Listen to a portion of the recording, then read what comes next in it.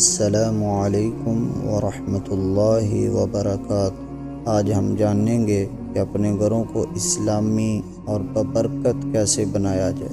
نبی صلی اللہ علیہ وسلم نے ہمیں سکھایا ہے کہ جب گھر میں داخل ہوں تو بسم اللہ پڑھیں، کیونکہ اگر اللہ کا نام لیا جائے تو شیطان کہتا ہے کہ یہاں میرے لیے نہ رہنے کی جگہ ہے اور نہ کھانے کا حصہ۔ اسی طرح کھانا شروع کرتے وقت بھی بسم اللہ پڑھنی چاہیے تاکہ شیطان کھانے میں شریک نہ ہو۔ گھر سے نکلتے وقت یہ دعا پڑھیں، بسم اللہ توکلت علی اللہ لا حول ولا قوت الا باللہ۔ اس دعا کی برکت سے اللہ تعالی بندے کی حفاظت فرماتا ہے۔ نبی صلی اللہ علیہ وسلم نے یہ بھی فرمایا کہ اپنے گھروں کو قبرستان نہ بناؤ، بلکہ ان میں نفل نماز، ذکر الہی اور قرآن مجید کی تلاوت کیا کرو۔ خاص طور پر سورۃ البقرہ کی تلاوت کا اہتمام کریں، کیونکہ حدیث میں آیا ہے جس گھر میں سورۃ البقرہ پڑھی جاتی ہے وہاں سے شیطان بھاگ جاتا ہے۔ اللہ تعالی ہمیں اپنے گھروں کو